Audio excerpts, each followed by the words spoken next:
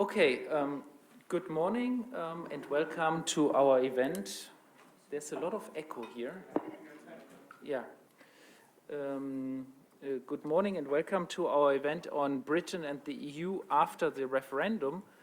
Well, I guess when we were planning this event, we didn't expect the outcome.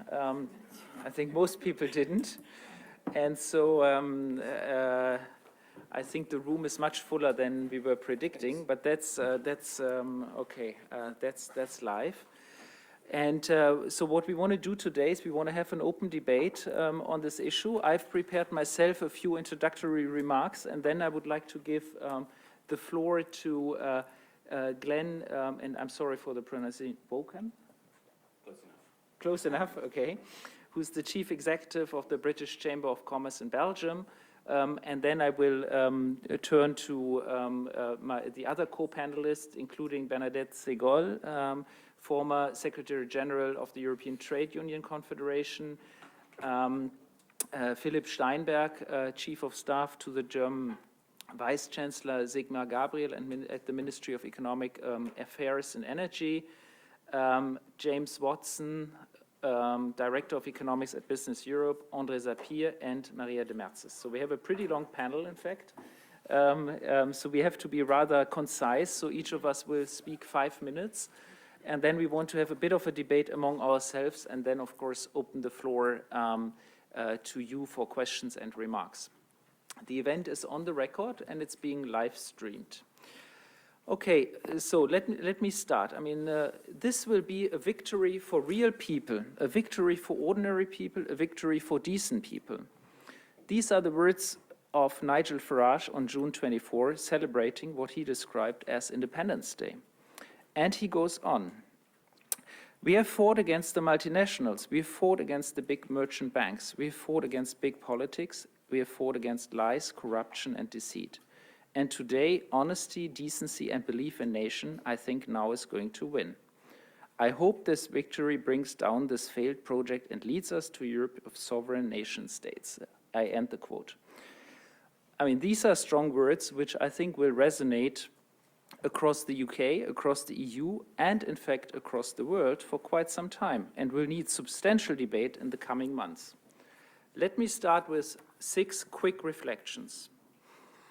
The first one is, what does it mean to say a victory of real, ordinary and decent people in the face of 75% of young voters to have voted to remain, poor cities like Glasgow to have voted for remain and keep their rights as EU citizens?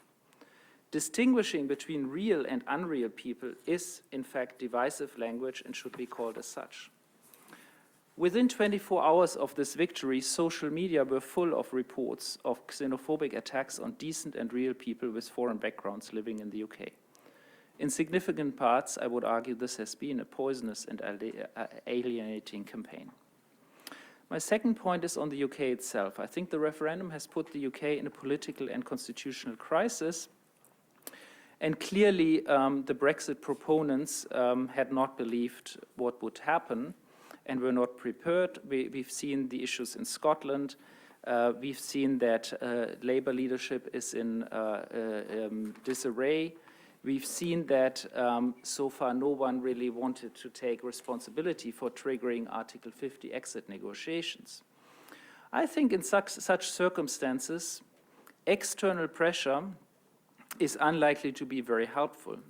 It is the UK that legally and formally has to start the official process of Article 50, triggering Article 50, and the EU should respect that, in my view.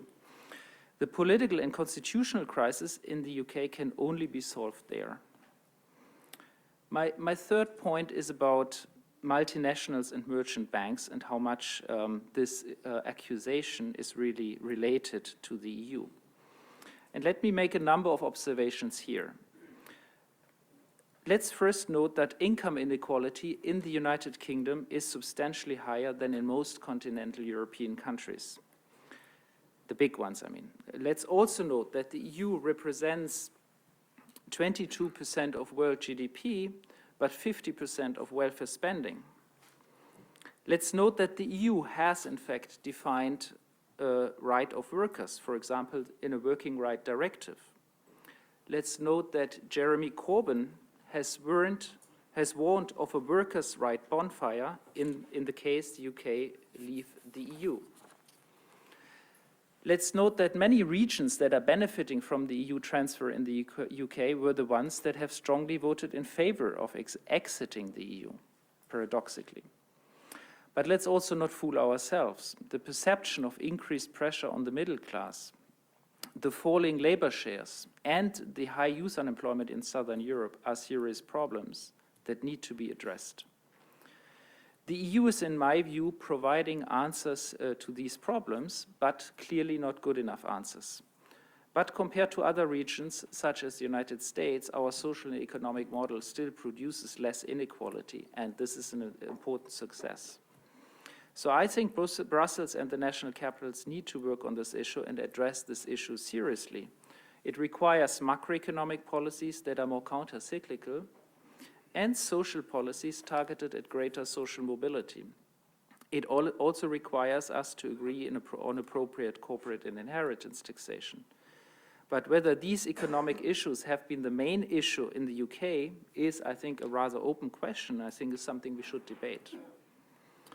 My fourth point is on how the EU can and should negotiate with the UK once it triggers, and if it triggers, Article 50. I think we are seeing already two different approaches.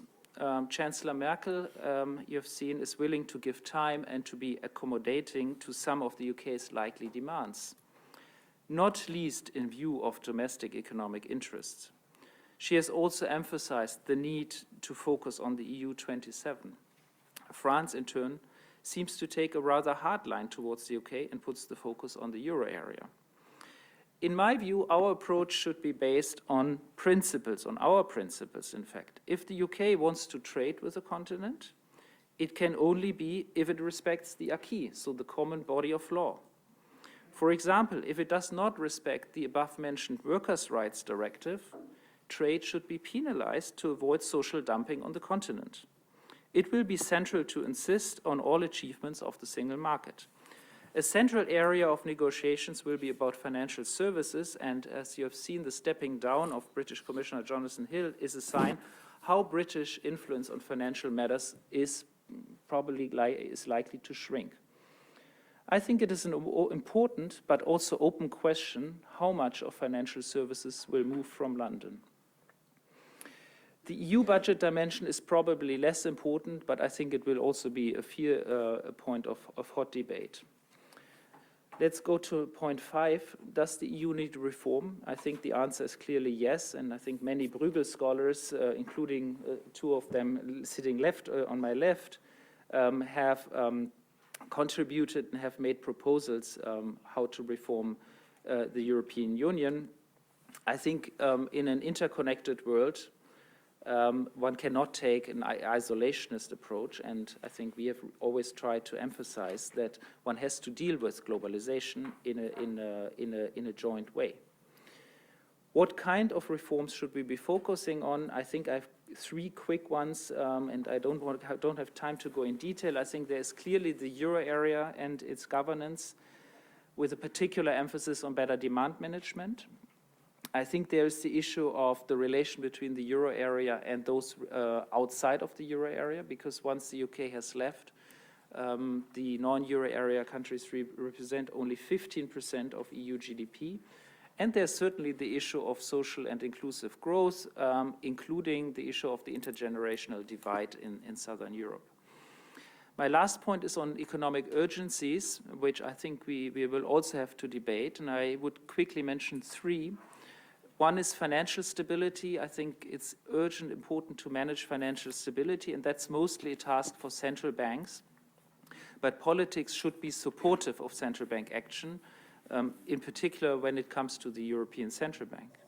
The second is about macroeconomic policies. I think the Brexit shock is likely to weigh on economic growth and to weigh on our weak recovery. And as we know, when inflation is already as low as it is, monetary policy is more limited. So clearly fiscal policies and structural policies should be ready to act if necessary. My last point is on the stabilization of the UK economy. I think monetary policy still has a little bit of leeway, but not that much, in fact. And the fiscal deficit combined with the current account deficit also put a limit on effective policy action. Of course, the depreciation of the UK pound sterling will help, but I would say there may be also some reputational damage from the fallout that we are seeing over this weekend. So I think with these introductory remarks, I wanted to set the scene, and I'm sorry, usually I don't do this when I chair, but but I felt sort of too emotional this weekend that I thought I wanted to give these introductory remarks. Now, I think without much further ado, let me give the floor to you, Glenn, for your initial reactions, and then Bernadette, and then Philipp, and James. Please, Glenn, thank you so much for coming. Thank you. I suppose the first thing to say is that I'm speaking as the head of an organization which was very clear in its advice and in the view of its members that we should remain, that there should be a vote to remain, and that it would be bad for business and bad for the economy, bad for the UK, and bad for the rest of Europe if there was a vote to leave. But okay, we are where we are. I think that the first thing to say is that the UK is still in Europe. It's still just over there. It's still an enormously important economic and political partner for the EU 27. And that doesn't change overnight. So when I look at that situation, and I look at that from the context of our business, the businesses which are our members, then I think that's really important. That's a really important starting point.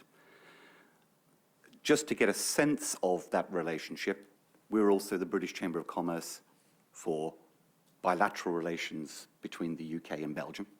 And Belgium, this relatively small country, is a top 10 global export market for the UK.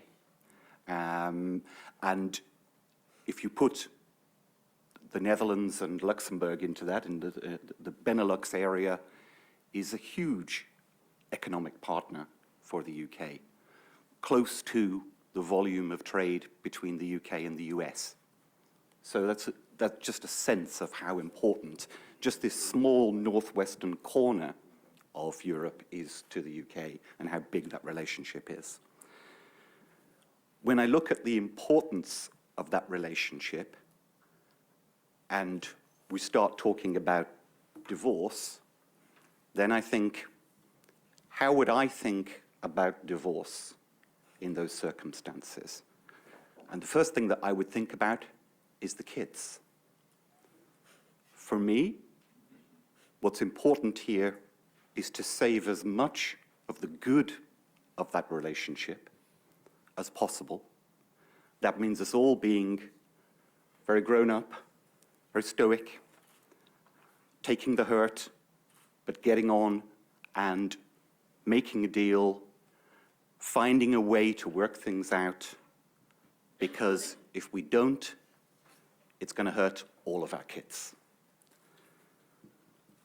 The context for the vote in the UK that I was talking about when I was going around talking in the months before the referendum, I felt was very important.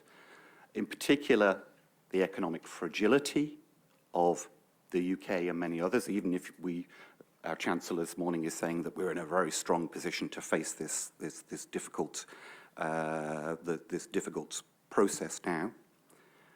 Falling wages, job insecurity, huge job insecurity felt by many people, political fragmentation, insurgents on the rise within the main parties and beyond the main parties. And I thought, doesn't that sound familiar to anyone else? It certainly does to me here in Belgium. I think that that's a very important context for all of us to think about for all of the EU 27 countries as well as the UK. The UK now has to decide how to deal with its mess. We have a situation where we have a Prime Minister in office, but not in power, as the standard phrase goes, and a process where the Conservative Party has to find a new leader who will presumably then need to think about his program, will have to come up with the solutions, will have to deal with that mess and also the consequences directly. Whether that means as well then a new election, I don't know, but that's certainly an important question. And I think that from there, we have presumably a couple of years to sort things out. If I come back to a business perspective, I think that we need that process to think about saving the best of the relationship. That economic relationship is hugely important, and indeed that political relationship is hugely important. And that's hugely important for the future of our economy and our security. I believe that the UK would have been stronger, better and safer in, but here we are and we have to deal with it. Thank you, Glenn. Bernadette. Thank you very much. You gave us 5 minutes, and I have 5 main points to make.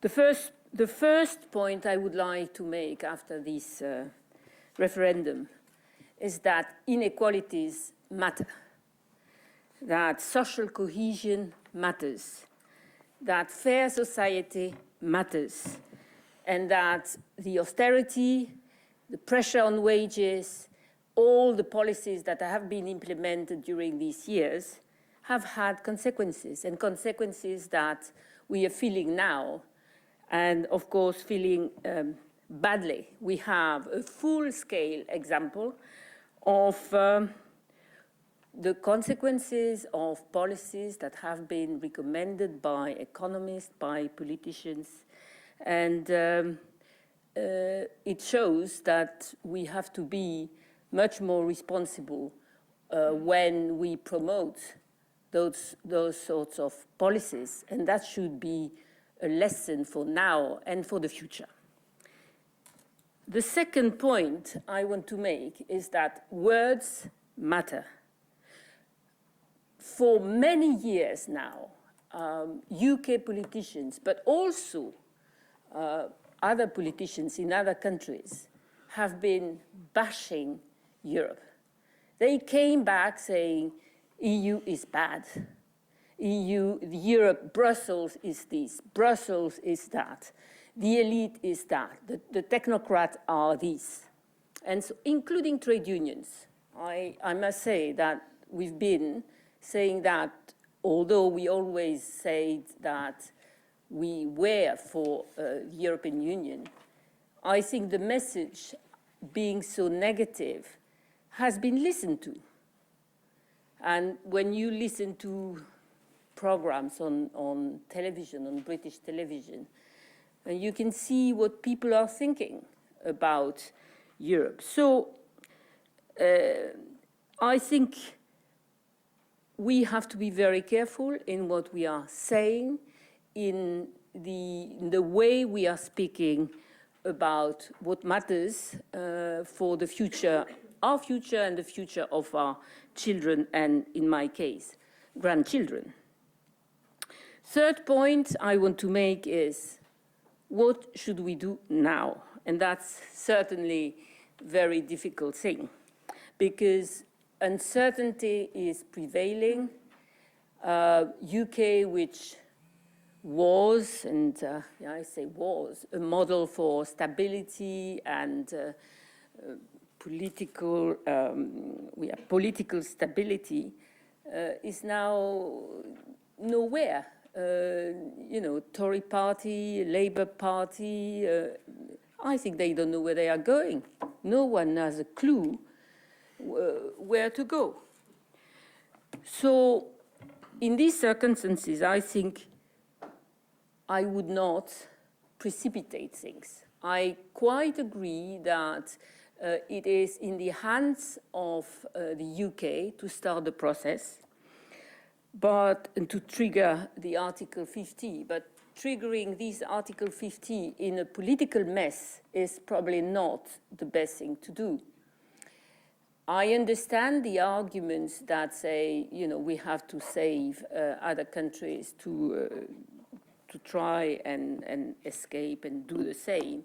But I think that some time is necessary now.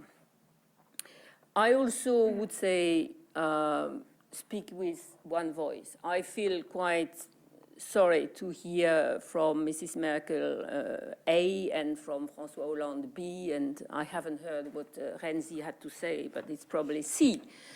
And well, if there is a lesson to be drawn from this, is that leaders have to get together and put the act together.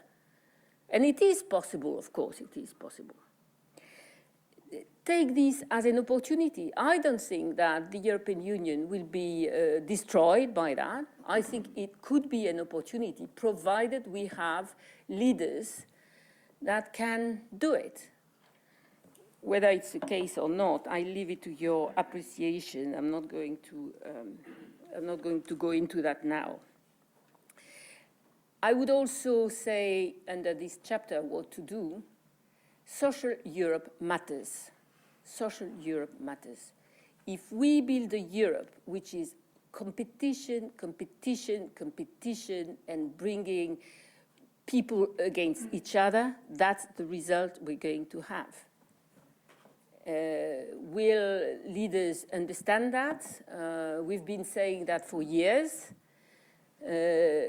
Now, people should realize what it means. Social Europe matters. If you are building only a Europe on competition, then that's the result. The fourth point is a bit more philosophical, probably a bit more complicated, but I've been reflecting this weekend and before on the notion of sovereignty. Everyone, everybody, every citizen wants to be sovereign. And when I hear some of the, ordinary people, I don't know what is an ordinary people, but saying we want to get back our sovereignty, I say, yes, of course, you want to. But at the same time, we are all watching television to look at the stock exchange and the pound and what's going to happen to the financial sector. And everything is directed by that, by the financial sector, by the fact that we are governed by the stability and the perspective of the financial sector, by the fact that we could have another crash. And if that is sovereignty, this is not the sovereignty we want. I think we have to reflect on that. What does mean sovereignty? The first thing for me in terms of sovereignty would be that we would not... no, it's not for me. I thought it was some sort of emergency call, but it isn't. And the fifth point I wanted to make, concerns migration. Of course, migration is an issue. Of course, we cannot deal with that question simply with good words and goodwill. This is not enough. We should not leave the question of migration to right-wingers. It is a problem, it's a cultural problem, it's a social problem, it is a human problem, it has economic and human implication. It scares workers. It scares workers because they see that there is a competition on wages and it is perceived as a threat.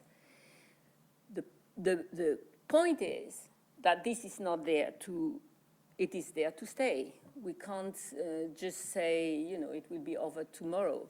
So we have to deal with migration as a political question for the EU. I'm saying for the EU on purpose. It's not simply a question for one country.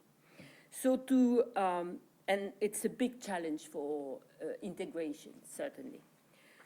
So to conclude, I think we should leave UK the time to find its back on its feet, political feet. We should face the challenges that the EU is facing and take that as an opportunity to really know where we want to go. And thirdly, see that we have big challenges for the future. I mentioned migration. I mentioned financial stability. I would also mention the question of environment, and that would be the challenges we have to face, the main challenges we have to face in the future. Thank you very much. Let me give the floor to André Sapir, Senior Fellow at Bruegel. Thank you very much. Let me make 3 points. The first point, trying to draw some lessons from the vote, and then 2 points about moving forward. I think the situation is not pretty, and is not pretty because it does remind one of the situation in the 1930s. I think we cannot look at this without making a connection with the crisis that started in 2007, 2008, and then took a turn further in Europe after 2010. When I see the situation in the UK, when I see the situation in the US, when I see the situation in a number of other countries in Europe, where there has been a rise of populism, a rise of nationalism, and a rise of vote, which is essentially an anti-elite vote. I think this vote was not just an anti-Brussels vote. I think it was also an anti-London vote. It was also an anti-establishment vote. It seems to me that one cannot put this mood of the real people wanting to take back control of Washington or London or of Brussels in abstraction from the crisis. We maybe in this room may feel that indeed the crisis is behind us because we live in a relatively protected environment, but obviously it means that some of the real people, and some of the real people who are the most motivated, and we have seen that it's in this particular vote in the UK, it was the Leave camp that was the most motivated. Those that were most in favor, one has talked about the young people, 75% who were voting in favor, but their participation rate was also the lowest. So the highest participation rate was among those that were for the Leave camp, those real people wanting to take back control of the politics. So yes, I think we are paying what is called sometimes the Western democracies. I think we are paying a price for not having handled the crisis properly, or at least being sufficiently attuned to the need of the real people. So I do want to put this in this broader framework, not look at this vote only as an anti-Europe or anti-Brussels vote, but as I said, it was not a surprise, obviously, that Donald Trump immediately jumped onto this. And I was obviously shocked as a citizen to see that the first reactions in Europe were coming from Wilders and from Marie Le Pen, who obviously saw more wind in their sail. And I think this is what is the scary part of it, is that there is a lot of discontent out there for what is still some of the implication of the crisis that came on top of a situation that was already not pretty, of stagnating income for the middle classes, or for a situation that are more difficult, more displacement of jobs, and this great transformation that we have been writing about is something real for some of the people, certainly, and for I think a large proportion of the people. So we have not been able, and I think one has to acknowledge that, we have not been able in Europe to give a credible response to this, nor to do a credible European response. We have a very dispersed response by different countries, going in very opposite directions, and those opposite responses have been reinforcing the credibility that, in a sense, it's the national response which is the right response. And this is the message that we have heard from the nationalists and from the populists. Bring back power to our national capital. This is where answers can be given. And those answers have been very often, as it is the case in a bad situation, they've been responses of a bit of beggar thy neighbor. Let's do things in our country, but to the detriment of others. So I think, yes, the political narrative, I think the political classes, I'm not saying that we, the economists, don't bear a responsibility, but I think the weakness of the political classes in these difficult times, I think we are paying a very, very heavy price. Second point, what to do now. Let's talk first about Europe, and then about, finally, third point, about the relationship between Europe, the EU, and the United Kingdom. We are ahead of a summit tomorrow and the day after. One does hope, though not with great enthusiasm, that leaders will be able to give some messages, and beyond messages, some decisions. I think that indeed they do need to show their capacity to move in a much more European manner to this crisis. And as I said, certainly in some places the situation is better, in some places it is not good. But what has not been felt on the part of citizens is that Europe has been able to give answers, and answers that are going in the same direction, not answers that one country is pulling in one direction, other countries are pulling in the other directions. That is all certainly reinforcing the discourse of populists and nationalists. We do need to have more European answers. Have we tried to do too much in Europe?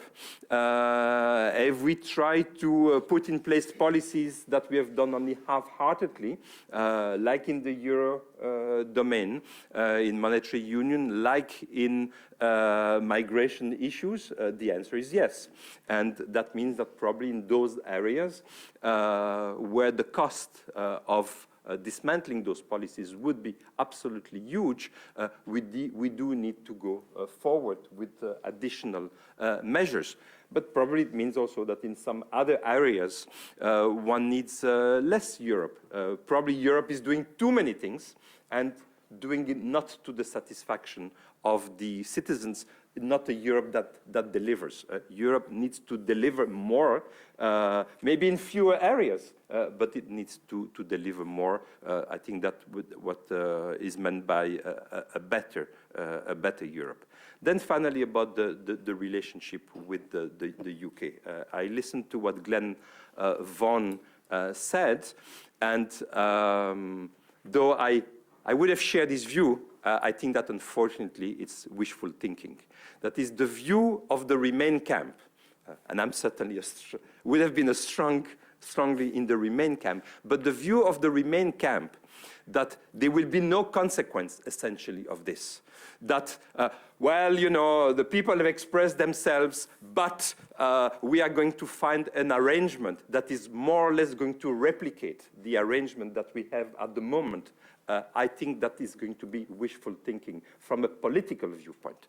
I wish it were possible, but I think it will not be possible. When I look at the different models, whether this is the Norwegian model, the Swiss model, all of those models that are more or less preserving the internal market, those models are not models that those who voted to leave would vote for. They would vote even less for that model than the model that they had at the moment. So I think this is going to be a huge task of the new political leadership in the UK to sell something like, well, you know, we have voted to leave, but we are remaining in the single market as if nothing had happened. I think this will not work. I wish it could. Not saying I don't wish it could, but I just don't think it will fly by those voters in the UK. So I don't think we should fool ourselves. I think neither of those models will work, neither the Swiss model, which, by the way, the EU is not wanting to offer, nor the Norwegian model, which the EU is very much willing to offer, I think are feasible from a political viewpoint. So what I personally fear, and I finish on that, and I fear that, is that the only politically feasible model from both the UK, given where we are politically, and the EU, is going to be a much diminished relationship, more of something like the Canadian model. It's going to be more something of a free trade area. I think it will preserve, obviously, for trade in goods. Nothing much will happen. There, I think we can be fairly safe. I think trade in services, including obviously financial services, this is a very different matter. Mobility of labor, let's forget about that, and that means that we will not have anymore a single market between the EU and the UK. It will be a single market, minus. And this is going to be much closer to a free trade area, a sophisticated free trade area, like the agreement that we have now, probably, with Canada. Let me stop here. Thank you. Philipp. Yeah, thank you very much, Guntram. Thank you for the invitation. I can follow on from that, and obviously I'm speaking here in my personal capacity and not for the German government. Let me start with the sentence, Glenn, you made. You said, let's think about the kids. Yes, certainly, let's think about the kids, but we have to accept as well that divorces are messy, and divorces are never good for the kids. And there I can follow on from what André Sapir said. We have to accept the consequences of this referendum. And we cannot just try to invent something, make our own history as pro-Europeans and not accept this referendum. There I'm totally going along with André Sapir. There will be no New Deal for Great Britain. That is quite sure from my opinion, and I think at least the Social Democrats in Germany are pressing for speedy renegotiations for the relationships between the EU and Great Britain. Of course, Great Britain is a part of Europe and remains a part of Europe, and we will do everything to accommodate to this new situation we have to live up to.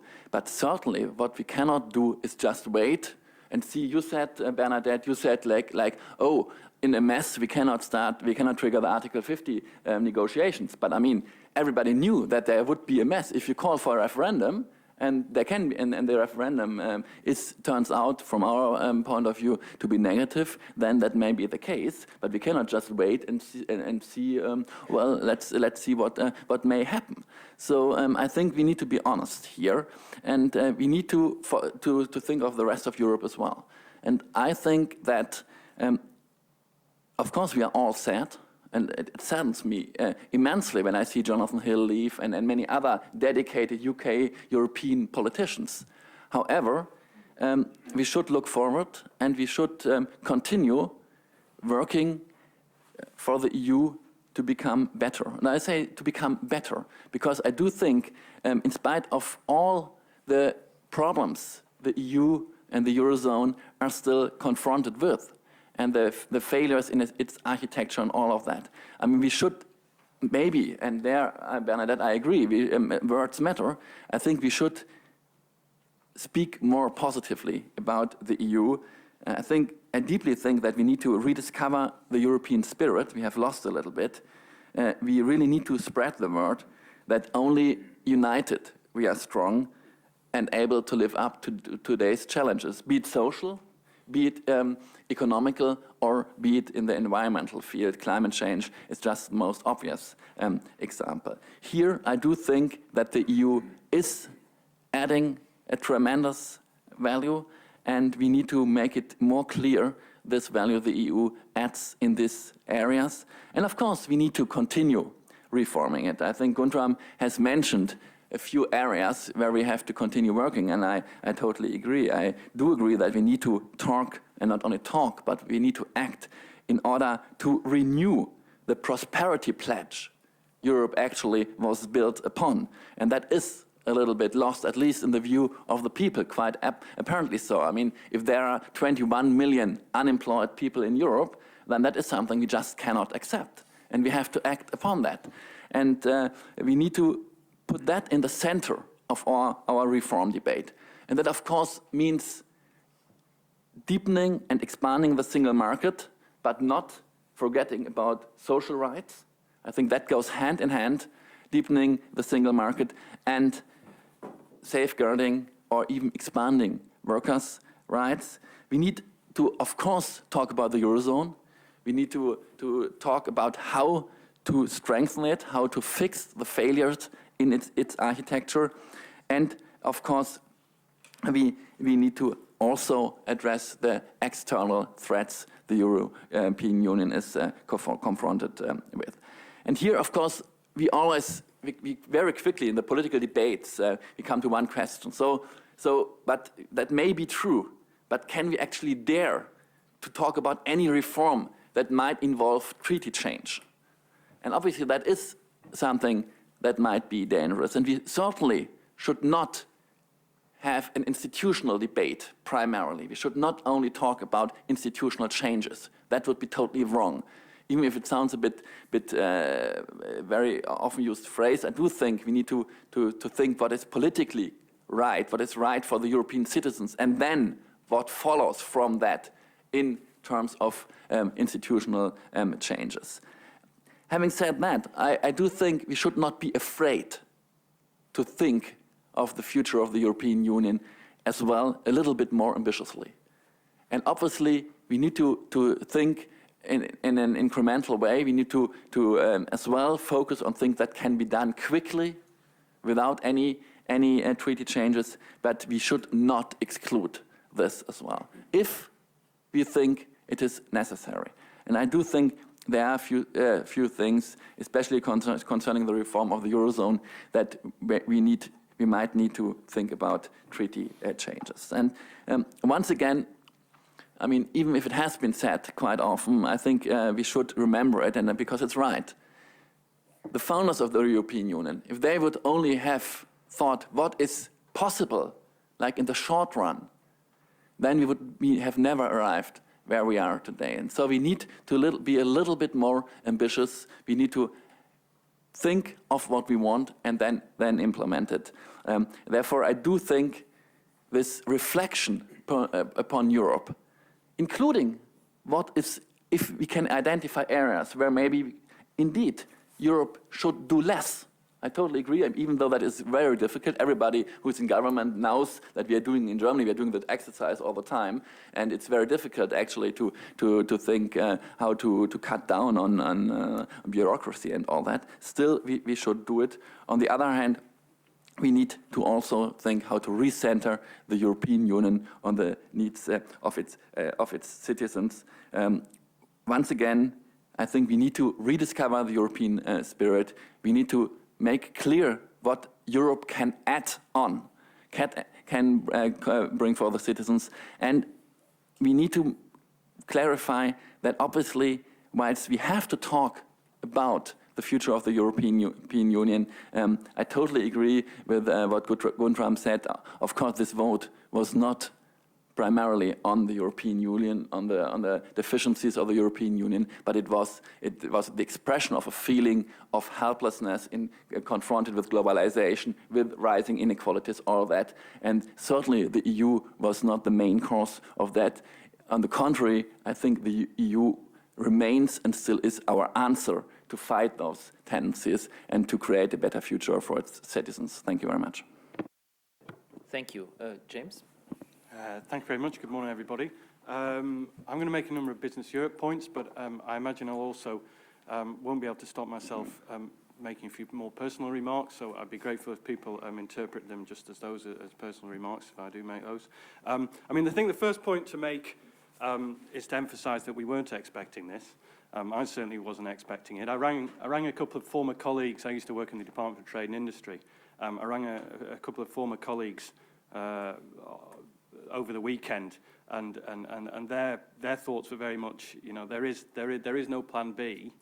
Certainly in that department, there's no, or at least my colleagues weren't aware of some sort of file that's going to be pulled out tomorrow to explain how this is all going to work. So we certainly weren't expecting. I wasn't expecting it, and I may well not have signed up for this event had I known this would be the outcome. But there we go. I'm a man of my word, so I'm here. Thank you for coming. Just in terms of reflections on the campaign, I think you're right, absolutely right, Guntram. It wasn't a very constructive campaign. What I was going to say, certainly if it had been an in, is that I certainly think that the UK people have no better understanding about the EU now than they did have 2 months ago as a result of this campaign. I don't think it's been a particularly informative campaign, and certainly, as I agree with you, I don't think it's been particularly constructive. I mean, as others have said, Europe wasn't the primary issue that affected this vote, I think. I think somebody put it very well when they said that Europe was the shadow, but not the substance of the discussion that's taken place over the last few months. And of course, the substance was really around migration. And I think Bernadette put it very well, actually, in terms of, I think there is a need now to have I'm not sure what your words were, but something around a grown-up discussion, let's say, about migration. And I think you're absolutely right when you say we can't just leave it to the right wingers. So I think we have to have as I say, have that grown-up discussion about migration. I think economists can play a role in that. I mean, it's been a very bad campaign for economists anyway. All the economists said you mustn't leave, it's going to be terrible, and they were basically ignored. On the migration question in particular, I think the economists can do more informative analysis. I think some of the analysis looking at GDP, looking at productivity, I think is not answering the questions that people really want to know about in terms of per capita. In terms of per capita GDP for the native population, in terms of some of the inequality questions. So there's a role there for the economists, but I think we need to have a grown-up discussion about migration. I mean, in terms of drawing the broader story. I mean, André, you mentioned that this. I think you were suggesting that this was somehow a vote saying that politicians had failed to deal with the crisis. I mean, I think the only thing I'd say on the UK, let's not forget, of course, that only 12 months ago, the Conservative government who in a sense had been responsible for dealing with the crisis, had been voted in. So I wouldn't necessarily draw that assumption within the UK, although I certainly wouldn't dismiss it in terms of how we look at the broad analysis of the EU. But I think that's something to bear in mind in terms of the EU. Just to play back on your provocative thoughts about, I mean, I think it's terrible that some of these racist incidents have been taking place, as you mentioned, Guntram. I would just not forget. I mean, here we do go into the personal. Let's not forget that the UK has a Canadian Bank of England governor. It has our CBI, our Business Federation, has an Irish president. We've had Swedish and Italian managers of our football team, and we also have a Muslim mayor of London. So the only thing, a personal remark, I would urge people to, to be cautious before we in thinking what we say about the UK. And I would also suggest that although there probably has been a shift gone through, I think in many respects the UK does remain quite an open society. In terms of how we go on from now, I think Business Europe has made the point. I mean, our Director General said at the end of last week, the UK is an important trading partner. We need to build a new and sustainable relationship with the UK, and that's in everybody's interests. In terms of the broader points about Europe, I think, as has been reflected here, we've emphasised the single market, the common trade policy in the euro. I think, as Philip, you emphasised a little bit as well, we've also said that Europe needs to focus on where we can really add value added and stay away from other matters that are dealt with at the national level. We've talked about outward-looking global strategy. Implementing smart and less regulation. I would just say on this one statistic that I always think about is if you look at the top 10 European member states in terms of the UN's ease of doing business ranking, the World Bank's ease of doing business rankings. In the top 10 there, you've got Denmark, the UK, Sweden, Norway, and Finland. So it would appear that those countries which are perhaps more Eurosceptic also have a better business environment. Perhaps that can be broadened to think of a better governance environment. So if you're thinking about voters thinking about comparative models, whether they want to be in the EU or not, I think that's very important in terms of the EU building better regulation, so that it's seen as a better model, if you like, than what people might see nationally. So I think that's quite a telling statistic. So we need to drive forward in terms of better regulation. And in terms of the single market as well, I mean, that's clearly important. Again, Andre, I must admit, I was a bit surprised. I agree on your point about financial services. One can clearly see that's going to be a huge challenge for the UK. On the other services, though, perhaps, I mean, I think one thing that was sort of bubbling under in the campaign is that, we always say we haven't completed the single market in terms of other services. So perhaps some people thought, well, if we do leave the EU, we're not leaving a single market in that sense. That hasn't yet been completed. Some UK businesses might have been thinking, well, I can't yet sell through a single market. So I think that re-emphasises the point for Europe to continue to build its single market, particularly across a broad range of services. Then very quickly, in terms of, that was the Business Europe position in terms of the UK response, in terms of, the CBI in the UK, I think they said that the country has spoken and it's for us to listen. I think that's very much, I think it's in line in a sense with what Glenn said, and I think it was my immediate reaction as well. So my reaction, in a sense, is, this is where we are. And I think it's a very British reaction. This is what's happened. We now need to get on with it. So I wouldn't disagree with you, Andre, that it's going to be extremely difficult and there may not be a positive solution. But that was my take on your point, Glenn. And I think it's probably a lot of, I think that's quite the British stiff upper lip we always talk about. That's quite a British response that that's where we are now. We have to pull together and make the most of it. So I'll leave it there. Thank you. That sounded very pragmatic, James. And I hope that this attitude will still remain the majority attitude in the UK. Maria, last but not least, and it's been a long panel, and perhaps afterwards we really open up for questions already, okay. I think. No? Well, thanks, Gudrun. Thanks very much. And let me start with agreeing with James on saying that he's not the only one who was not expecting this outcome. I think a lot of people were not expecting this outcome, including the financial markets. If you judge from the surprise reaction on Friday, this is how much I think this whole outcome actually defies logic, which is an important point to make, because that means that we actually haven't seen the last of a market correction in this respect. That's one thing. So a little bit of complacency as well as kind of disbelief led to this surprise. My second point is that, and it's really in the same line of thinking, one of the issues that's becoming increasingly clear to me, and actually James alluded to this as well, is how little economics actually mattered in this referendum. And this is despite the fact that we've seen a very rare case of unity between economists who actually pointed out there can only be losses out of this event, but it was not sufficient, and I actually even doubt that it was ever relevant. So what do I take from these two observations? The first one is that if we're ever going to revive this project called Europe, we cannot do it on its economic merits. It didn't work for UK, and I'm not unsure that it would work for others.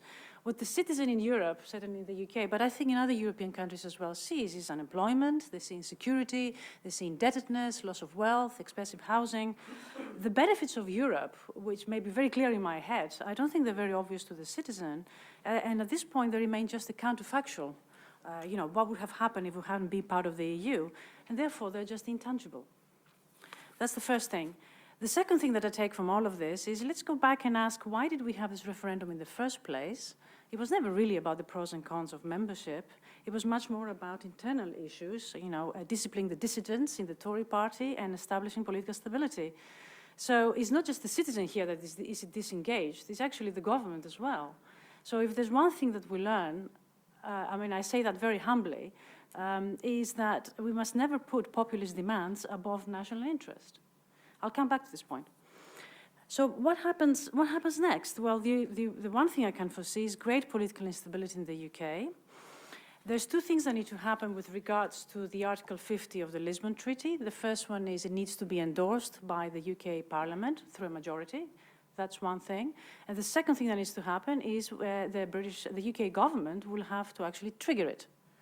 Now, let me argue why I don't think that these are not just mere formalities, and they're very far from being foregone conclusions. The first thing is Prime Minister Cameron said on Friday that he will not be the one to trigger that article. It will have to be his successor.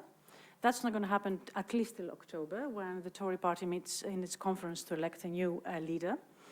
That's one thing. That's one obstacle, if you like. The second obstacle is Mrs. Sturgeon, who is the First Minister in Scotland, has told her people that the UK they had voted for to stay in, referring to the referendum last year, no longer exists.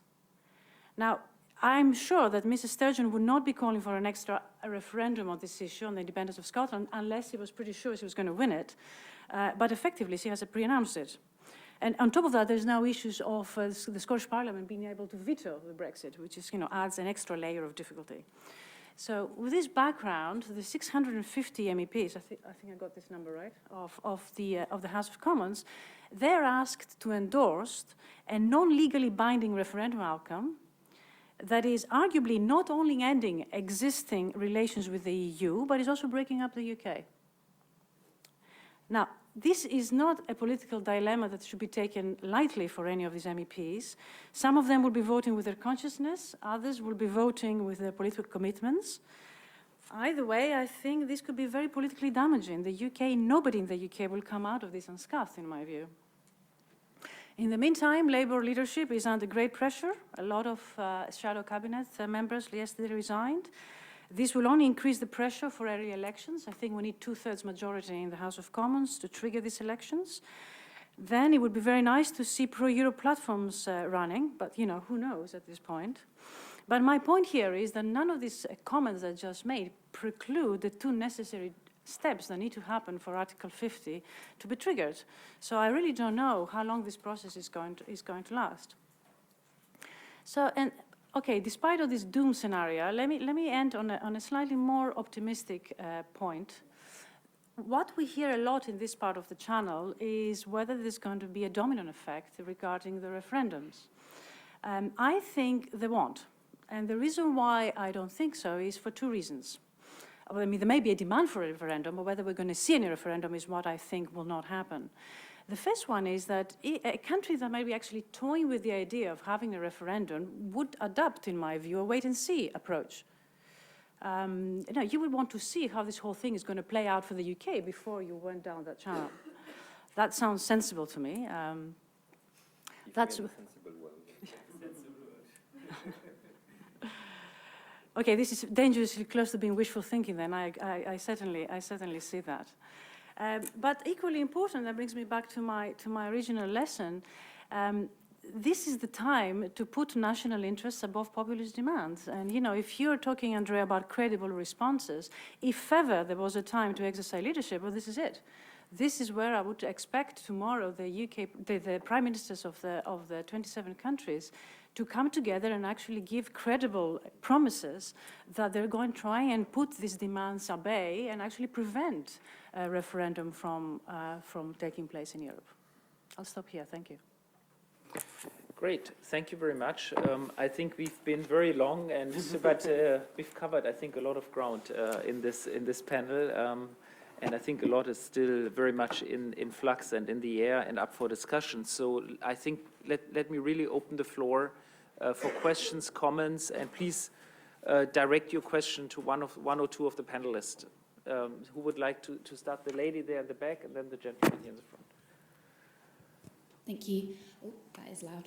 Laurel Henning from MLEX. It's a question to Philipp Steinberg, if I may. Given your policy area, I wondered if I could ask a more sort of energy climate question. I'm off now, or am I on? I think I'm off completely. Hello? Can you hear me? I can hear myself. Okay, great. So from a climate and energy perspective, I wondered how this exit vote, whether it potentially damages the EU's united front at UN climate negotiations moving forward. And from an energy perspective, how does this affect Europe's energy union project, a project to be united in an energy market? We were talking about single markets that aren't complete. The energy market is certainly one of them. So yeah, a question on that. Thank you. Okay, we collect, I would say. Please, the gentleman here in the front. Thank you. I'm Professor Linson from the MNRC Newport Network. I've trained as a physician specialized in neurosciences. So I'd like to say, were it not for neurosciences, we wouldn't be able to discuss politics in the first place. Very, very quickly, yes, I've been invited by policy office at the Commission to set up a work plan as the integrator. I won't develop this now. Second, citizens don't believe in institutions and policymakers anymore. There is a need to overcome the prevailing suspicion and regain the citizens' trust. It is important to realize that we are faced with a global network of interconnected global challenges that can only be appropriately managed by first setting up a new global governance infrastructure. Lastly, we are of the opinion that the European Union shall necessarily collapse. There are two possibilities: either fall back to its initial 27 or 28 fragments, which will be most unfortunate, we know what nationalism can lead to, or prepare the transition to new global governance. And here, I do believe that the European Union shall have a considerable added value, precisely because of its experience trying to manage 27 or 28 nations, and it shall also enable a kind of European rebirth or renaissance, but from a more realistic and global perspective. The conclusion is a solution. Why not go ahead with the new capacity building program that has, in fact, been endorsed by the European Commission as a potential EU flagship project? Thank you. Thank you. Let me collect further questions and remarks. Everybody is speechless. There's a lady there at the back, and here in the front, and here. Thank you. I'm Louise Paulson. My question is to Bernadette Ségol. How do you suggest that the EU deals with the UK in a way that will scare off, so to speak, other exits, but still remain a constructive relationship in the future as well with the UK. Is that too early to tell? And how will that be done most efficiently? Okay. Please. Hello, Julien Blanc. I represent the University of Aix-Marseille here in Brussels. Quite French and simple question. As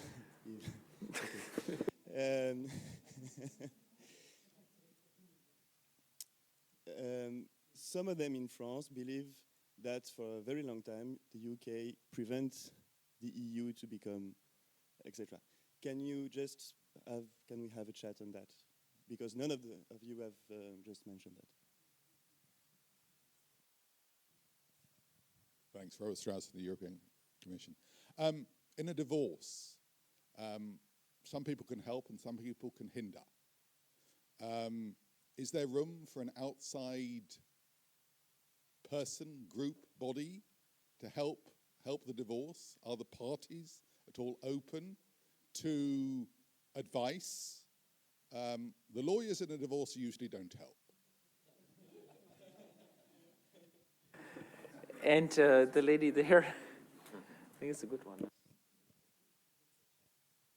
Olga Kletsky, Picking Alpha. My comment regarding the divorce as well. Mr. Steinberg said kids never benefit from divorce. I should say it can be a lifesaver for some children in the divorce. So we should open up the horizon here. And my question is regarding the financial markets. There is a lot of talk about many financial players ditching London for other locations. Can you name any of the locations in Europe, or they all will go back to New York and maybe other countries, or they will never leave London? So I see the gentleman in the front, and Bryn, did you also want to? Okay, so please. You okay? Robin again. Okay. I work in the European Commission. I just had a question to Philipp and Bernadette. We keep talking about a more inclusive, more social Europe as a response to Brexit and more generally to the European construction. I just wonder whether you would have any concrete proposals on how it could be achieved and also with a more pragmatic approach as we liked the UK to bring it to the table as well. Right. Cheers. So the gentleman in front, and then Bryn from Bruegel. Thank you very much. I'm Frederick Moore. I am a lawyer, and so I will try to help a little bit. I was struck by the words of Mr. Steinberg, and I appreciated it very much. I think we need to regain the spirit of the European construction. At the basis of the European construction, we have to remain that this is a political project, not only an economical project. So we might find interest in moving towards this direction, especially with regards,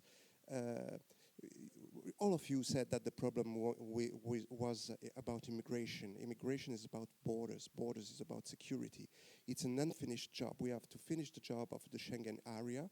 We have to offer the people of Europe a true European defense, because we have our own interests, which are not, even if it overlaps mainly, not only the American interest. So what about defense? What about the European and Security Union defense? This is my question to you. Bryn.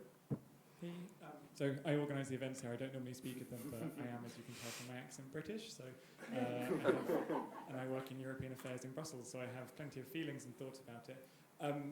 One comment would just be, for many, this whole idea, the kind of French idea that Europe's been held back by Britain, I think maybe that was the case. I think now it's not. I think there is so limited appetite in any European country for a major big bang step towards federalism or anything, mainly in France, to be honest.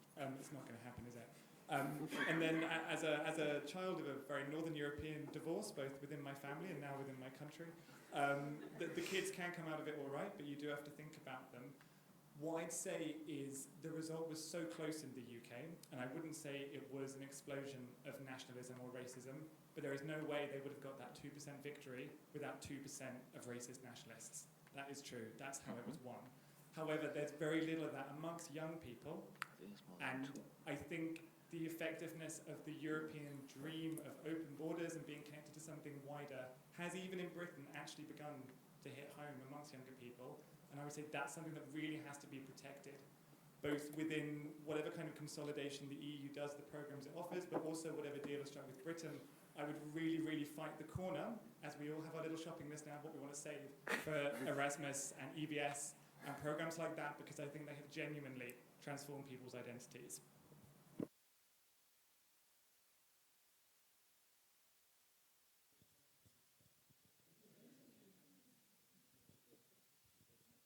Hi. Hi, Nicola Filippone from the European Commission. I had a question. Basically, there was this remark by Maria that there would not be any referendum in the short term, meaning that basically the question on whether other countries might want to leave or remain in the EU will be something that will be answered by the next cycle of general elections, which will be required to take place, for example, in France in 2017.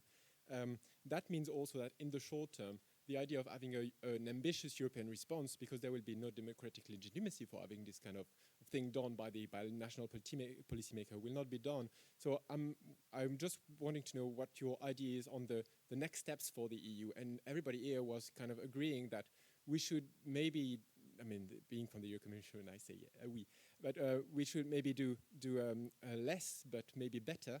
And the kind of thing also that you refer to are migration, social rights, which are possibly areas where the people in Europe do not trust the European Union to actually do anything. I mean, there were talks about the European defense. It's not something where the people actually trust that those organizations can do something. So the risk I see here is that we will gradually take the EU back to being only a single market, which to me is precisely the vision of Europe, which was rejected by citizens in the UK. So is that a risk for you? Yeah, my question is actually linked with that one. I wonder if you could perhaps comment on the next steps for Europe in terms of flexibility. Because whilst some of the panelists said that this referendum wasn't a referendum on Europe, we've got to remember it was a little bit. Well, of course, there were other issues as well, but this was also a historic question for the UK about its relationship with the European Union, and that was definitely a factor. So Britons have traditionally wanted an a la carte EU. And we've talked about EU at sort of different tiers, different speeds. Perhaps could you talk a little bit about whether or not this inserts some flexibility into the EU?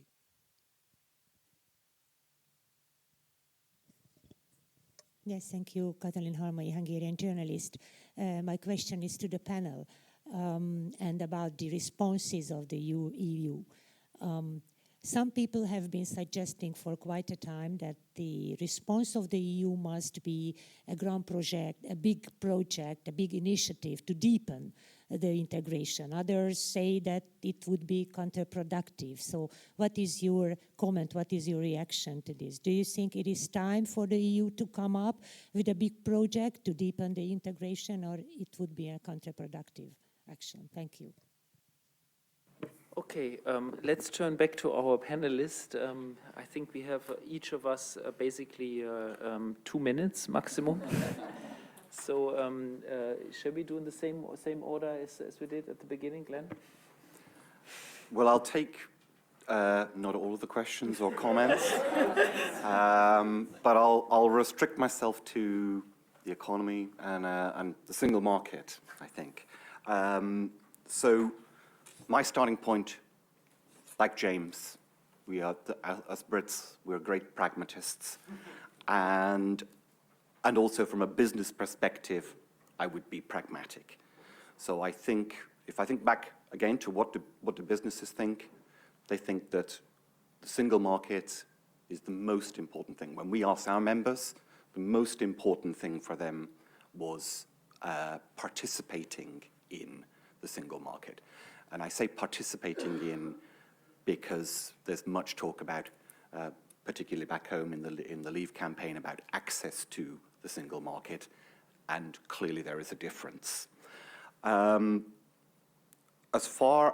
think the other thing that I would say is that as far as the single market goes and the questions about Europe, its disintegration or the potential for Europe to collapse, when I look around, I think that there are lots and lots of good pragmatic reasons why it should not as well. I think that there are an awful lot of strengths. And certainly if I think about what is good for us economically, I would say, no, definitely not. Let's not let that happen. If I think about the energy market as an example, that's something which needs to go on. I would be looking for the EU to do things which it can achieve, which will make a difference. And that's a straightforward thing that Europe can achieve, which will make a difference. So for me, that would be my approach, that we should get on, do the things that we can. I think that grand projects, big vision response is very difficult when I don't see any unity around what a response should be in the EU 27 either. So with that as a background, then I think we should do the things that we can. Okay, I won't reply to everything. I'll try to sort out, my contribution to what I think would be better. One point was, has UK prevented progress in Europe? My answer would be yes, and I could give very concrete examples on social issues, like temporary workers. At the time I was working and fighting for equal treatment for temporary workers, and I wouldn't mention the then head of government in France, but we were supported by the then French government and opposed by the then Labour government in UK, which was a big embarrassment. I could mention also the Services Directive and so on. So yes, there was an attitude that the EU should be free market and the rest left to the national level. Now, this doesn't mean that we should have an attitude to say, well, goodbye, UK, it's going to be very simple, because UK remains a big economy, and UK is a European country, and for the European project, I think it will be a big loss. On what do I mean when I say more social Europe? First, I think we have to have economic policies that are caring about inequalities, about poverty, and falling wages. If we don't do that, that's the first thing for social Europe. Second, we need to have a policy on the posting of workers that secure equal treatment, equal wages. We haven't had that, and we are now feeling the consequences. People know what is happening. Third, we need policies on health and safety. This is very concrete for workers, and it is considered by many as a problem. Working time directive. And then I would say, what happened to social dialogue? I think now in UK, social dialogue is going to be essential if workers are not going to bear the brunt of what's going to happen. The last thing I want to say is, and add to that financial markets, but I have intervened on that in my intervention. How to deal with the UK? I say that I would not be putting too much pressure on UK to trigger Article 50, because it is their business. And I think they have to do it in a way that is, they must have a plan. But what we should not be doing is have a treatment for the UK which would give them everything and just, you know, forget about the rights, the type of Europe we want to have, including social rights. So once it's done, they can't have, how do you say in English? Le beurre et l'argent du beurre. Anyway. Thank you very much indeed. I mean, I knew. Okay. So I would, they are friends. I mean, we have so many friends there. We know they are important. They have to find their way through that. But once it's done, it's done. And so it will be a divorce, and I quite agree that sometimes divorce can be positive for the kids. 2 points. One about the single market, and one about your last question about, you know, the big step forward or not. On the single market, I do think that there is a misunderstanding. You know, when we talk about single market, one does give the impression that within a single market, it's only market forces that matter. But in our modern market economies and single market, there's a lot of regulation that underpins that market. And that's where the heart of the issue is. It's not about whether goods can move freely and whether there are borders like tariff and non-tariff barriers, right? Is it whether or not one does share the same regulation?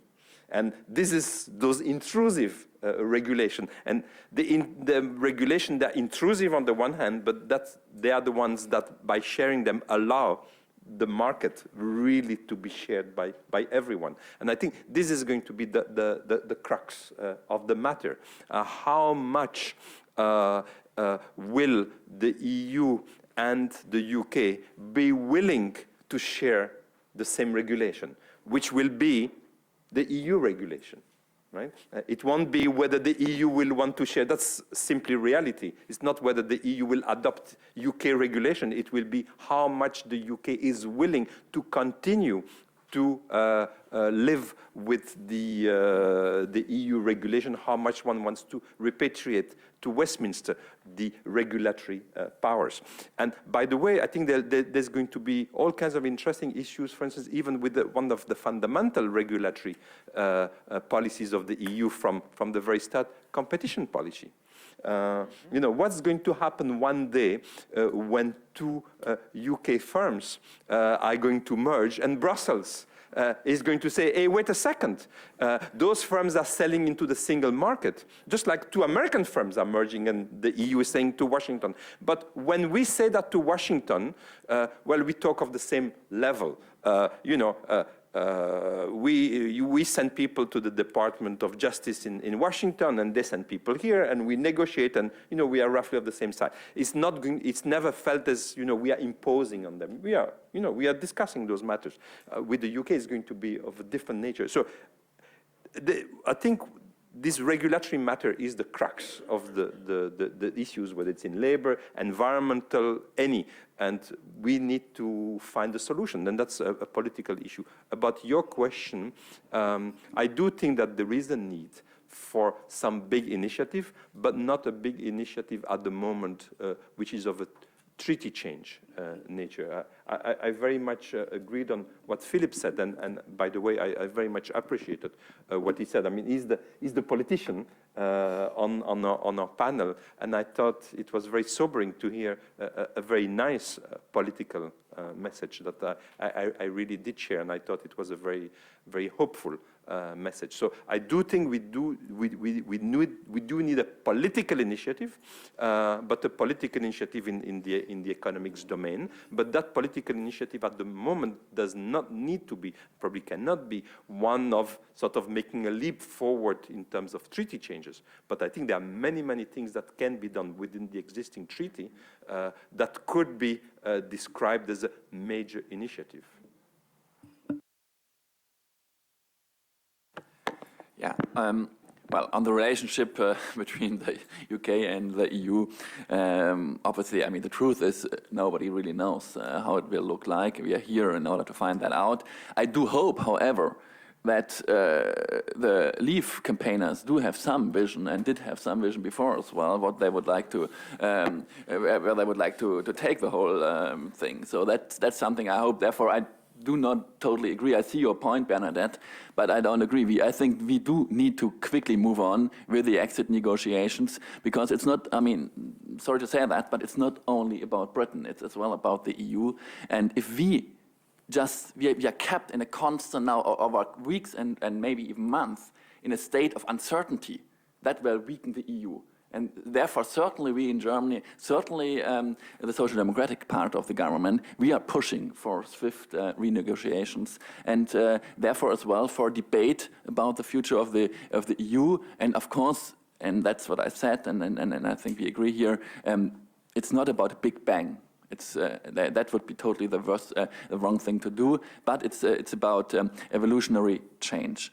And coming to the question, so how to concretely induce inclusive growth, and I think there are quite a few possibilities. And I mean, to be frank, once again, and honest, I mean, the Commission, the Juncker Commission, has been doing quite a lot already. I mean, that is the Juncker Fund, Fund for Strategic Investment, is such an idea, and I think we should go on and establish it into a permanent entity which actually fuels growth and investments throughout Europe. That would be my first proposition. Then, of course, we do need a reform of the Eurozone. We do need a reform of the Stability and Growth Pact to make it even more, and a lot has been done. I do acknowledge that, but we need to make it even more growth-oriented. Second point, as a corollary to that, I would argue for the establishment of debt restructuring, of a debt restructuring mechanism in at least the Eurozone, in order to give more leeway for market forces to work, but also to end austerity policies, excessive austerity policies. So that would be my third point. And of course, I could imagine something the wording can be chosen differently, but we do need something like a social stability pact as a corollary, once again, to the stability aspect of the Stability and Growth Pact. So we need to, and there I agree, I wouldn't go maybe as much into the details as you did. I would rather focus on the macroeconomic aspects, but I do think we need to strengthen the social dimension, and therefore we do need minimum standards in the social field, but also, and that's a very important field, I think that we should focus on that as economists and as politicians. That's the whole area of tax evasion, tax policy. I do think, and I mean, once again, the Commission has been doing quite a lot using state aid law and so on, but it should be even more resolute in fighting tax evasion, tax fraud, and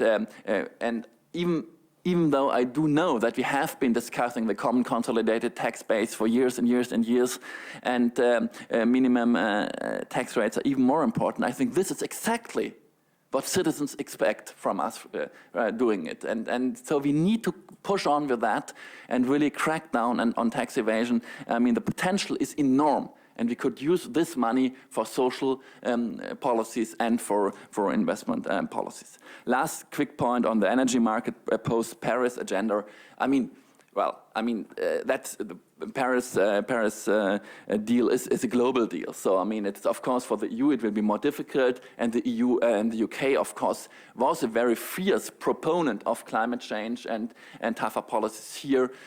Still, I mean, the negotiations will go on, and there I think this the UK Brexit does not really affect those negotiations in a very very strong way.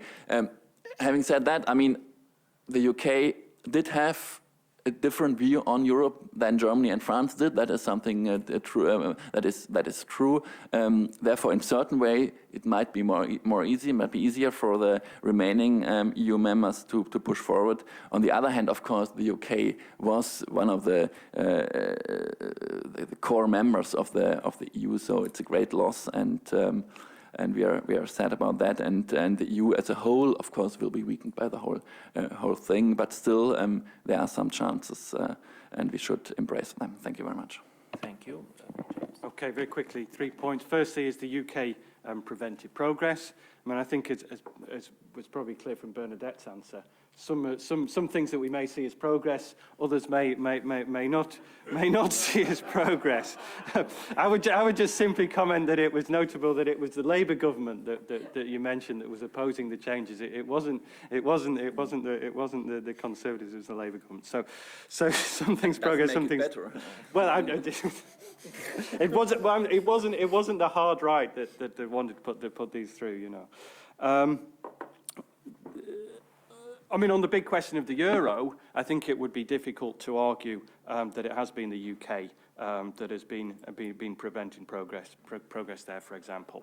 And I'm not going to come back on your points about tax evasion. I would also add there that the UK has been at the forefront there as trying to drive the tax evasion. But suffice to say, I don't agree with every point you made on the tax evasion. But let's not go into that. The question at the front there on the security, let me just come back. I mean, my points on migration were a little bit personal, but on the security point, I mean, we've said safeguarding Schengen is absolutely key, and we need to bring real European answers to the refugee crisis, as well as smart and efficient management of our external borders. So that's what Business Europe has said, which I think is in line with what you were suggesting there. And then thirdly and finally, just on this broader question, I think came from the last question, and what sort of Europe? Again, just to re-emphasize Business Europe's position there, we've said it's a need to focus on the key economic pillars of the single market, the common trade policy, and strengthening the euro.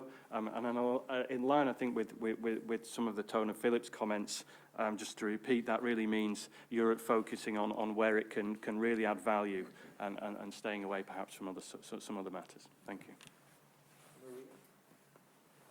Yes, thank you. I will make just one comment on how to treat the UK. I think that, I mean, I share what Andrew said. I think it's very pragmatic, and there is a difference of size here, so that inevitably makes a difference. And let's not forget that actually the UK is now negotiating from a point of weakness. So, you know, that in itself, you know, starts us on the wrong foot, if you like. But I'd like to make a more general point on the principles. I think it would be wrong for the EU to adopt a punitive approach on these negotiations. It would be wrong, but also would be counterproductive. The EU has absolutely no interest in seeing the UK being an economic failure. And I think that what we should concentrate on is making the EU an economic success. I'll stop here. Okay, so I think I have to take the last questions, the remaining questions, but let me add just three very quick points. I mean, one was on the City of London and how much of financial services will actually move. Frankly, I think it's completely open question at this stage, and we've heard some announcements. We've heard some leaders already saying they would move.